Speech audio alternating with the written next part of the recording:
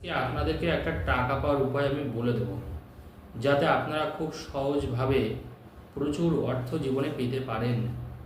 দেখুন, অনেক মানুষ আছেন যাদের কিন্তু প্রচুর টাকার দরকার হয় জীবনে, অর্থাৎ তাদের হাত কি হয় না, সবসময় ফাঁকা থাকে। অর্থাৎ তারা যতটুকু উপার্জন করে, কেউ হয়তো বেশি উপার্জন করে অনেকটা, আবার কেউ হয়তো কম পরিমাণে উপার্জন করে, কিন্তু সেই উপার্জনটা না তার থাকে না।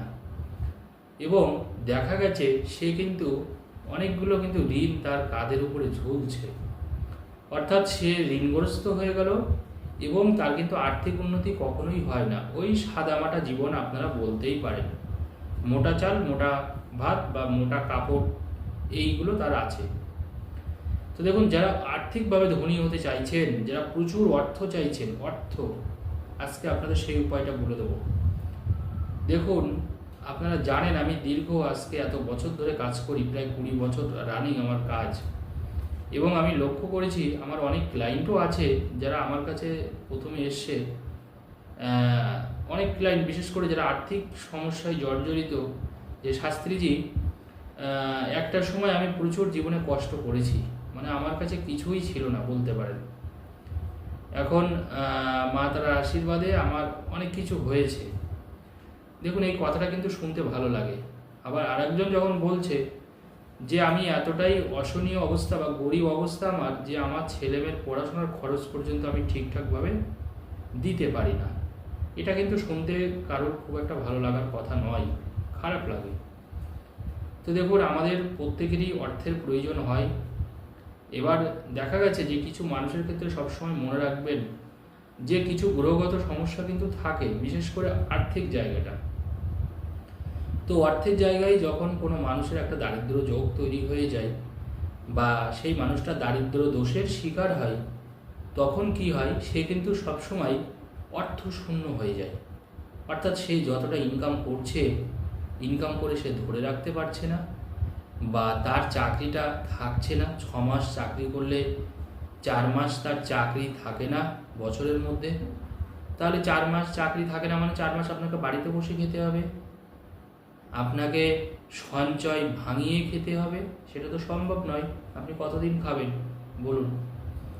এবং দেখা গেছে যে আপনি যাই করতে যান সেই কাজটা কিন্তু লস হয়।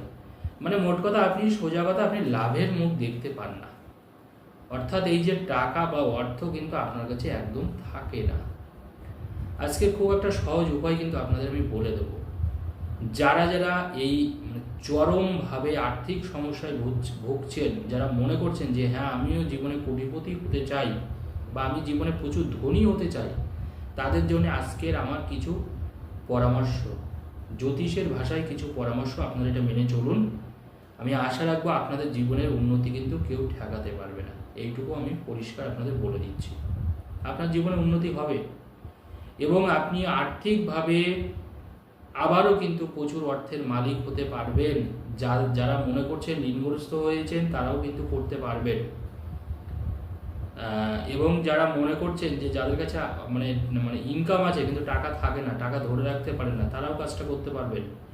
এবং যারা মনে করছেন আরও টাকা চাই আমার, টাকা যেটা আছে সেটা হচ্ছে না, অল্প সামান্য, আপনি প্রচুর অর্থের মালিক হতে চান, তাহলে এই যে উপায় আমি আজকে বলে দেবো, এই উপায়টা কিন্তু আপনারা ফলো করুন, প্রত্যেকে করুন এটা, দেখুন তারপরে। কারণ আজকে আমার এই যে টোটকা, আমি যে টোটকাগুলো দিই জানবেন প্রত্যেকটা কিন্তু পরীক্ষিত টোটকা। এবং এই টোটকা করে আজকের প্রচুর মানুষ কিন্তু তারা প্রচুর অর্থের কিন্তু মালিক হয়েছে। তারা অনেকে ফোন করে জানিয়েছে, অনেকে মেসেজ করে জানিয়েছে। আমার শুধু একটাই উপায়, সেটা হচ্ছে আপনারা ভালো থাকুন, সুস্থ থাকুন এবং আপনারা আর্থিকভাবে যথেষ্ট স্বাবলম্বী হন। এটাই হচ্ছে আমার মূল চাওয়া, এর বাইরে কিন্তু আর কিচ্ছু না। তো আপনারা কি করবেন?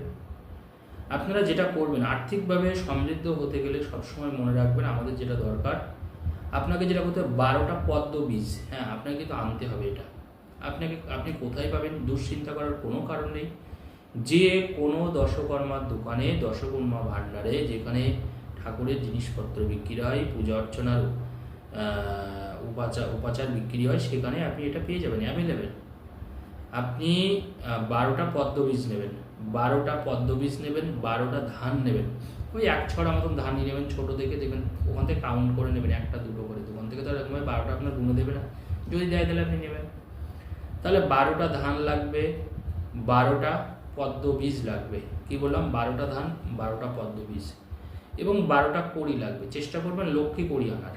এবার দোকানে আপনি বলবেন লক্ষ্মী কড়ি দিতে, 12টাই দেবেন, সবই কিন্তু 12টা করে, 12টা পদ্ম বীজ, 12টা ধান, 12টা লক্ষ্মী কড়ি। যদি লক্ষ্মী কড়ি না থাকে ওনারা যে কড়িটাই দেবে আপনি সেই কড়িটাই কালেক্ট করবেন। চাইবেন লক্ষ্মী কড়ি, দেখেন তারপরে ওনারা কী দেন, যেটা দেবেন দোকানদার সেটাই আপনারা নেবেন, কোনো অসুবিধা নেই। এগুলো নেওয়ার পরে আপনি এরপরে যেটা করবেন, একটা পান পাতা নেবেন, দোকান থেকে পান পাতা কিনবেন, জাস্ট একটা পান পাতা। ওই পান পাতাটা নিয়ে আপনি যেটা করবেন সেটা হচ্ছে ওই পান পাতার মধ্যে, মনে রাখবেন কিন্তু, ওই পান পাতার মধ্যে আপনি যেটা করবেন, ওম শ্রীং জয় মা লক্ষ্মী, ওম শ্রীং জয় মা লক্ষ্মী। তাহলে পান পাতার উপরে আপনাকে কি লিখতে বললাম, দোকান থেকেই পান পাতাটা নিলে হবে, পান পাতা যে কোনো জায়গায় পাওয়া যায় এটা আপনারা জানেন। দেখুন এইটুকু কষ্ট কিন্তু আপনাকে করতে হবে, কারণ দেখুন আপনি কিছু করবেন না কিন্তু আপনি প্রচুর অর্থের মালিক হবেন, দেখুন এটা বাস্তবে কখনো সম্ভব না, এটা আপনাকে বুঝতে হবে। আজকে যে টোটকা বা টিপসগুলো দিই, যাতে করে ঈশ্বর খুশি হন আপনার পরে, তার কৃপা বর্ষিত হয়, এটাই আমাদের মূল চাওয়া। যাতে গ্রহগত দোষগুলো আপনার কাটে, যাতে আপনার অর্থের ভাণ্ডারটা ভরে ওঠে, এর বাইরে কিন্তু আদার্স কিচ্ছু না। পরিষ্কার ডাইরেক্ট কথা কিন্তু আপনাদের বলে দিচ্ছি। অনেকে আছে তিনি 1 কোটি টাকার মালিক হতে চান কিন্তু তিনি কিছু করবেন না। হ্যাঁ, এরকম অদ্ভুত টাইপেরও মানুষ কিন্তু হয়। মাঝখানে আমার এক ক্লায়েন্ট, আমার নিজেরই ক্লায়েন্ট, আমাকে ফিস দিয়ে দেখালো, বললো শাস্ত্রী যে আমি কিছু করতে পারবো না। আমি বললাম আপনাকে তো কিছু না কিছু তো করতে হবে। ডাক্তারখানায় গেলেও তো ডাক্তার কিছু ওষুধ দেয়, সেই ওষুধগুলো তো আমাদের খেতে হয়। ডাক্তারের কাছে কি এমন কিছু আছে যে ডাক্তার কিছু কথা বললো আর আপনার রোগ সেরে গেল, এরকম হয় নাকি? আপনার যখন রোগ হয়েছে তার মানে কিছু না কিছু ওষুধ খেতে হবে। হ্যাঁ, আপনি 4 রকম ওষুধ খাবেন না, আপনি 2 রকম ওষুধ খান, কম করে খান, বা মিনিমাম অন্ততপক্ষে মানে ঠিকই রাখার মতন 1 রকম ওষুধ খান, কিন্তু আপনি কিছুই খাবেন না, এটা তো বললে হবে না। তো জানবেন আপনি যখন গরিব তাহলে মনে রাখবেন আপনার কোনো গ্রহগত দোষ অবশ্যই আছে, নাহলে অন্যরা কোটিপতি হচ্ছে, আপনি কেন চুপচাপ বসে আছেন, বা আপনি উল্টে ঋণ কেন হচ্ছেন? তাহলে নিশ্চয়ই গ্রহের জায়গা, বিশেষ করে আপনার অর্থের জায়গাটা ভালো নেই। একটা মানুষের চার্ট যখন পরীক্ষা করা তখন সব কিছু দেখা যায় এগুলো। যাই হোক, তাহলে ওই পান পাতার উপরে আমি যে মন্ত্রটা আপনাদের বললাম ওই মন্ত্রটা লিখবেন। মন্ত্রটা লিখে ওই পান পাতার মধ্যে 12টা ধান, 12টা কড়ি, 12টা পদ্ম বীজ ওই পান পাতার মধ্যেই দেবেন। দেওয়ার পরে আলতো করে, একটু ছিঁড়ে যেতে পারে পান পাতাটা, চিন্তা করবেন না। ওই পান পাতাটাকে আপনি আস্তে করে একটা লাল সুতো দিয়ে বাঁধুন, একটা লাল সুতো দিয়ে ওই পান পাতাটাকে হালকা করে একটা লাল সুতো দিয়ে বাঁধুন। লাল সুতো দিয়ে বেঁধে আপনি আপনার ঠাকুরের সিংহাসনে মা লক্ষ্মীর সামনে এটা রেখে দিন। অথবা যারা এটা করতে পারবেন না, মানে ঠাকুরের সামনে রাখতেন, তারা ওই এমন একটা জায়গা রাখুন মা লক্ষ্মীর নাম করে, যে কোনো একটা বাড়ির একটা উত্তর দিকে নাহলে পূর্ব দিকে কিন্তু এটা রাখবেন, অথবা উত্তর পূর্ব কোণে, উত্তর দিকে অথবা উত্তর পূর্ব দিকে, অথবা আপনার ঠাকুরের জায়গায় রাখলেও হবে। যদি কেউ মনে করে ঠাকুরের সিংহাসনের উপরে রাখতে পারে, কোনো অসুবিধা নেই। কিন্তু যে কাজটা আজকে আমি আপনাদের বলে দিলাম, এই কাজটা কী বারে করা যাবে, সব দিন করা যাবে না। কাজটা যে কোনো শুক্রবারে করতে পারবেন, যে কোনো সোমবারে করতে পারবেন, যে কোনো মঙ্গলবারে করতে পারবেন, যে কোনো বৃহস্পতিবারে করতে পারবেন। বাদ বাকি দিনগুলো কিন্তু করতে পারবেন না, এটা কিন্তু একটু কাইন্ডলি মাথায় রাখবেন। এই যে দিনগুলো আমি বললাম, এই দিনের যে কোনো একদিনে আপনারা কাজটা করুন। আপনারা নিশ্চিত থাকুন আপনার আর্থিক অবস্থার পরিবর্তন হবে।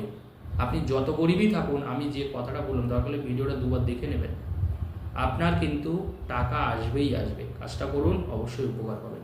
ধন্যবাদ।